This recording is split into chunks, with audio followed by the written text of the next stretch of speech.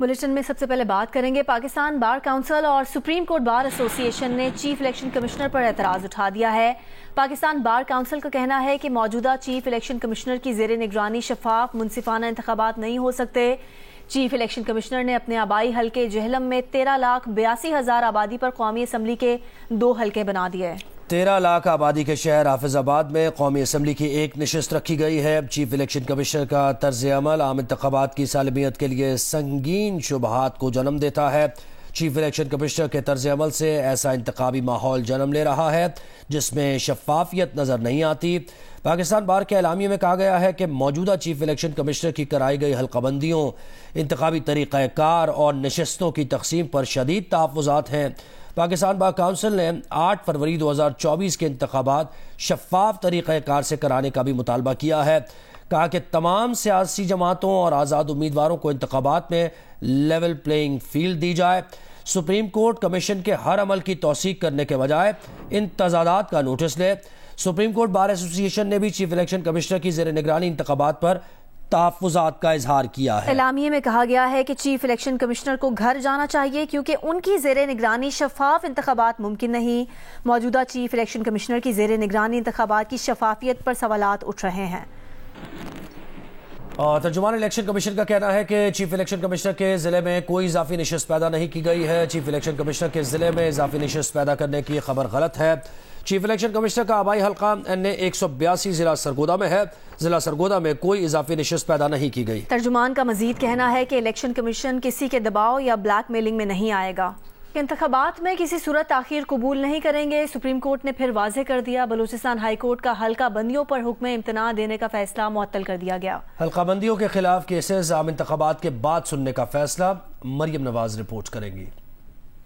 Balochistan high court کے حلقہ بندیوں پر حکم امتناع دینے کے فیصلے کے خلاف الیکشن کمیشن کی اپیل پر سماعت قائم مقام چیف جسٹس سردار طارق مسعود کی سربراہی میں سپریم کورٹ کے 3 رکنی بینچ نے کی۔ سپریم کورٹ نے قرار دیا ہے کہ عام انتخابات میں کسی صورت تاخیر قبول نہیں۔ عام انتخابات کے بعد حلقہ بندیوں سے متعلق اپیلیں دوبارہ سنیں گے۔ جسٹس اطہر منلہ نے کہا کہ حلقہ بندیوں سے متعلق نقشے دیکھنے کا کام ہائی کورٹ کا نہیں، الیکشن کمیشن کا ہے۔ اکیلا آپ کا مسئلہ نہیں، ہر حلقے میں ایسا مسئلہ ہوگا۔ اگر ایک حلقے میں کچھ کریں گے تو پھر سب میں کرنا پڑے گا۔ ہر پارٹی اپنی خواہش کے مطابق حلقہ بندیاں چاہتی ہے، لیکن انتخابات میں تاخیر کا کوئی چانس نہیں لینا چاہتے۔ جسٹس سردار طارق نے کہا ایسا کرنے سے الیکشن معاملات ڈی ریل ہو سکتے ہیں۔ جسٹس منصور علی شاہ نے کہا کہ انتخابات نہ ہوتے تو ہائی کورٹ کے کام میں مداخلت نہ کرتے، اب ان معاملات کو عام انتخابات کے بعد دیکھیں گے۔ عدالت درخواست گزاروں کا حق محفوظ رکھ رہی ہے۔ مریم نواز، جیو نیوز، اسلام آباد۔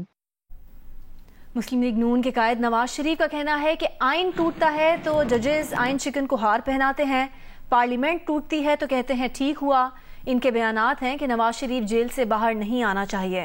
بولے بھارت یا امریکہ نے نہیں، ہم نے خود اپنے پاؤں پر کلہاڑا مارا ہے۔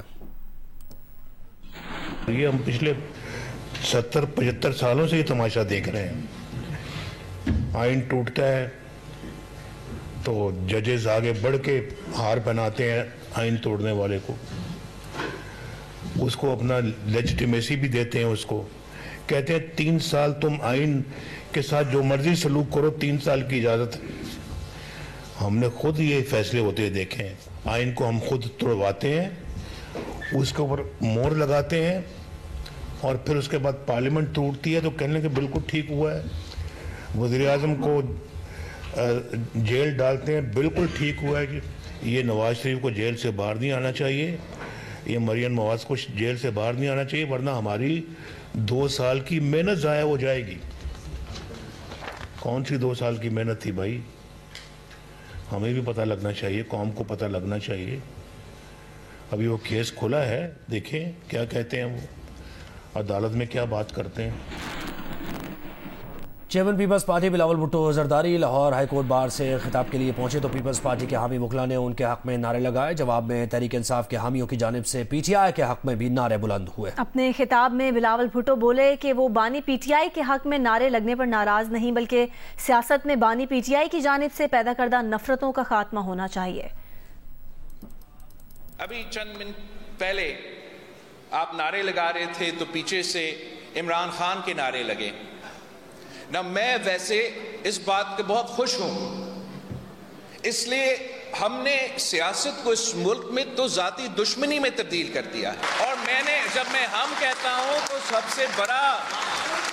میں سب سے بڑا کردار تو خود خان صاحب کا تھا.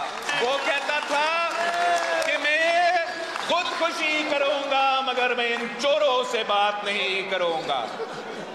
اب محسوس ہوا ہوگا کہ اگر خان کو گری چور قرار دیا جا سکتا ہے تو شاید جن پہ خان صاحب چور کا الزام لگا رہے تھے اس میں بھی شاید کوئی غلط الزام لگا رہے تھے. الیکشن کمیشن آف پاکستان نے P T I inter party election case کی سماعت مکمل کر کے فیصلہ محفوظ کر دیا. Chairman P T I barrister Gohar کا کہنا ہے کہ اگر بلے کا نشان نہیں ملتا تو پلان بی اور پلان سی بھی تیار ہے. آج سماعت کے دوران الیکشن کمیشن سے درخواست کی کہ جو بھی فیصلہ کرنا ہے جلدی کریں. 22 دسمبر سے پہلے پی ٹی آئی کا سرٹیفکیٹ جاری ہونا چاہیے.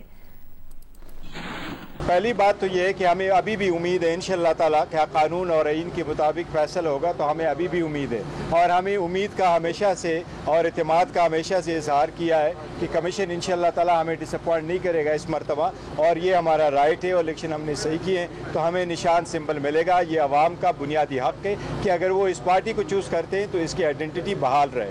لیکن اگر یہ نہیں ملتا تو جو سیکنڈ ہے وہ ایک مرتبہ علی ظفر صاحب نے آپ کو کہا تھا کہ ہم نے بی پلان رکھا ہوا پھر آپ سے شیئر کریں گے انشاءاللہ. پاکستان کرکٹ بورڈ کی مینجمنٹ کمیٹی کے چیئرمین ذکا اشرف کی نامعلوم فرد اور نامعلوم خواتین سے گفتگو کی مبینہ آڈیو سامنے آئی ہے. مبینہ آڈیو میں سنا جا سکتا ہے کہ ذکا اشرف کھلاڑیوں کے بارے میں بتا رہے ہیں کہ 8 پلیئرز طلحہ عثمانی نامی شخص کے قابو میں ہیں. انہوں نے یہ بھی کہا کہ بابر اعظم نے بھی تمام فارمیٹس کی کپتانی اسی کے کہنے پر چھوڑی تھی.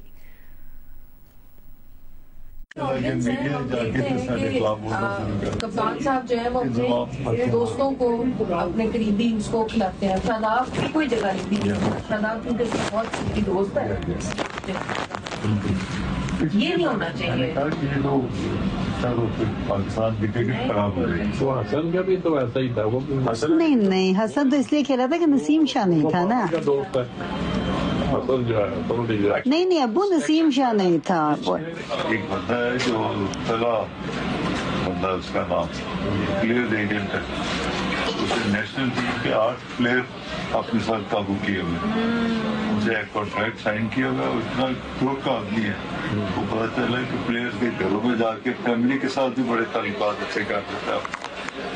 اور پلیئرز ایسے ہیں اس سے ہل نہیں سکتے. طلحہ عثمانی یا کیا نام ہے. ابھی بابر اعظم جو ہے جب اس کو میں نے کہا تم چلو ٹیسٹ کیپٹن کے لیے رکھتے ہیں وائٹ بال کو چھوڑ دو. اس نے وہاں سے کہتا ہے اچھا جی میں گھر مشورہ کر دوں. گھر سے نہیں کہ اس سے نہیں کر کے طلحہ سے جا کے مشورہ کیا. طلحہ نے اس کو مشورہ دیا تم سارے چھوڑ دو, کوئی بھی کیپٹن نہ ہو. تو ٹھیک ہے کوہلی بھی تو نہیں ہے نا کیپٹن. وہ فارم تو کر رہے ہیں لیکن وہ ٹینڈولکر کا ریکارڈ ہو گیا. جب اس کو یہ کہا تو میرا تو پلان بی بھی خیال تھا کہ اس کے ایسے کیا تو ویسے کر لو. جب وہ ہے میں فٹافٹ دوسرے بندے کو پہچان کیپٹن. تو وائٹ بال میں کون شان مسعود ہے؟ نہیں وائٹ بال میں بیدی ہے نا. اچھا اس کے لیکن رضوان آپ کو نہیں لگتا رضوان اس سے بہتر تھا؟ رضوان بھی اسی جو ہے نا اس کا یہ بھی 8 پلیئر ہمارے قابو کیے ہوئے ہیں. 8 پلیئروں جو مرضی کرتا رہے جا کے. لیکن آپ دیکھیں شاہین جو ہے وہ شاہد آفریدی کے کنٹرول میں. نہیں وہ تو اس کا سسر ہے. نہیں سسر ہے نہیں ابو, لیکن وہ بہت زیادہ انفلوئنس کرتا ہے شاہد آفریدی بھی. بیٹا تو بھی اب اتنا تو پھر چلتا ہی ہے نا. کیا اللہ کرے بس پاکستان کے لیے بہتر ہو. ہم خبر دیں گے آپ کو. فیض آباد دھرنا کمیشن میں لیفٹیننٹ جنرل ریٹائرڈ فیض حمید کو بلانے کی تیاریاں. فیض آباد دھرنا کمیشن نے لیفٹیننٹ جنرل ریٹائرڈ فیض حمید کے لیے سوال نامہ تیار کر لیا ہے. اس کی تفصیل لیں گے نمائندہ جیو نیوز اعزاز سید سے. جی اعزاز. جی بالکل. سابق ISI چیف فیض حمید کو فیض آباد دھرنا کمیشن میں بلانے کی تیاریاں کر لی گئی ہیں. سال 2017 میں وہ DGC تھے ISI کے اندر. اب ایک سوال نامہ ہمیں ذرائع نے بتایا کہ تیار کر لیا گیا ہے ان کے لیے.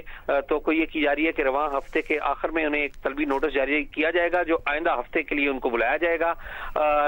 آج ہی کے دن ساجد کیانی جو کہ انٹیلیجنس بیورو کے افسر ہیں انہوں نے 3 گھنٹے طویل بیان بھی کمیشن کو ریکارڈ ریکارڈ کرایا ہے اور اس میں ان سے جب پوچھا گیا کمیشن رواں ہفتے کے آخر تک فیض حمید کو اگلے ہفتے طلبی کا نوٹس جاری کر سکتا ہے. بہت شکریہ اعزاز تفصیل دینے کے لیے.